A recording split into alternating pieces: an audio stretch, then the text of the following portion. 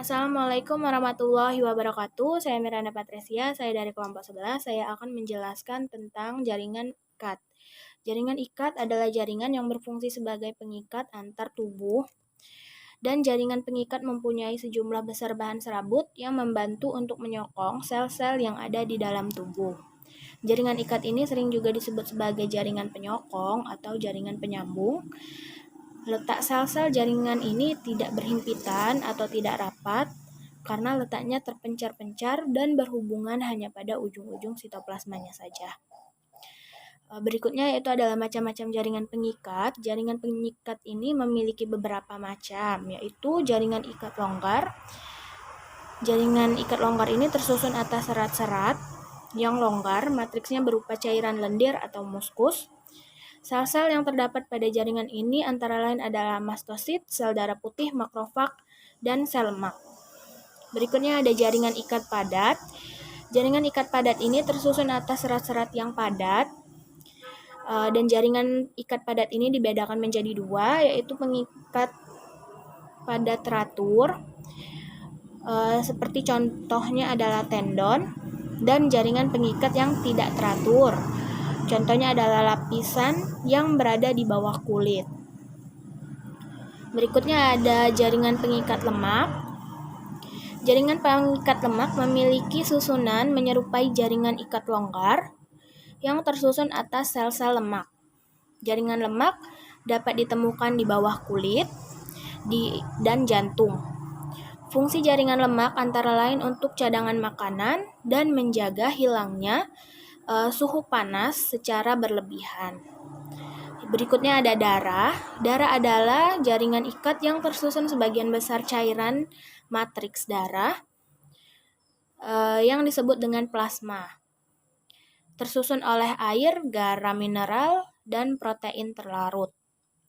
Berikutnya adalah jaringan ikat padat. Jaringan ikat padat ini sering juga disebut sebagai fibrosa padat karena jenis jaringan ikat dan serabut sebagai elemen matriks utamanya. Serat terutama terdiri dari tipe 1 kolagen. Jaringan ikat padat membentuk struktur seperti tali yang kuat seperti tendon, ligamen. Berikutnya adalah ciri-ciri dari jaringan pengikat. Yang pertama, letaknya tidak berhimpitan dan berhubungan hanya pada ujung-ujung sitoplasmanya saja.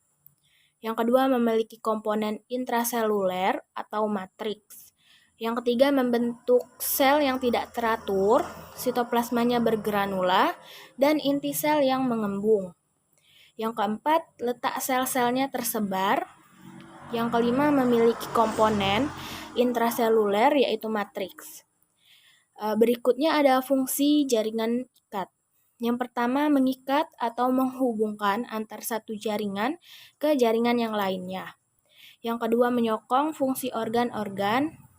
Yang ketiga, memberi kekuatan atau perlindungan kepada bagian-bagian tertentu yang lemah di dalam tubuh. Yang keempat, menghasilkan imunitas.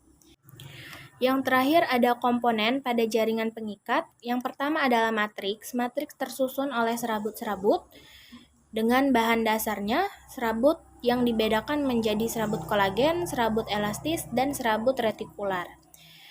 Berikutnya ada serabut. Serabut kolagen atau serabut putih adalah jenis serabut yang bersifat liat, ulet, dan mempunyai daya renggang yang tinggi, serta elastis.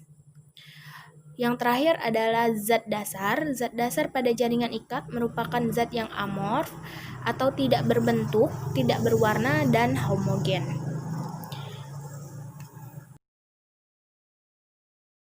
Saya Agnes Wiska Yurike dari Pendidikan Biologi 2 ingin menjelaskan tentang selekton. Jaringan selekton adalah jaringan tulang terdiri dari sel-sel tulang atau osteon yang tersimpan di dalam matriks. Matriksnya terdiri dari zat pekat, kolagen, dan endapan. Garam-garam mineral terutama garam kalsium atau kapur. Tulang merupakan komponen utama dari kerangka tubuh dan berperan untuk melindungi alat-alat tubuh dan tempat melekatnya otot kerangka. Macam-macam sel tulang yaitu osteoporogenitor merupakan sel yang belum berdiferensiasi. Yang kedua itu osteoblast, terdapat pada permukaan tulang, memiliki dua bentuk yaitu kuboid dan gepeng. Macam-macam bentuk tulang yaitu tulang pipa berbentuk tabung dan biasanya berongga. Tulang pipi tersusun atas dua lempeng, tulang kompak dan tulang spons. Di dalamnya terdapat sumsum. Tulang pendek berbentuk pendek dan bulat. Tulang pendek berbentuk kubus dan hanya ditemukan pada pangkal kaki, pangkal lengan, dan ruas-ruas tulang belakang. Penyusun dan sifatnya. Bila dilihat dari penyusun dan sifatnya, maka tulang dibagi menjadi dua, yakni tulang rawan, cartilago, dan tulang sejati, bone. Tulang rawan adalah jaringan tulang rawan pada anak-anak berasal dari jaringan embrional yang disebut mesenkim. Pada orang dewasa berasal dari selaput tulang rawan atau perikondrium yang banyak mengandung kondroblast atau pembentuk sel-sel tulang rawan. Yang kedua itu jaringan tulang sejati, tersusun atas osteosit atau sel tulang yang dibentuk oleh osteoblast dan dirombak oleh osteoklas. Assalamualaikum warahmatullahi wabarakatuh. Baiklah, perkenalkan nama saya Al-Kamil.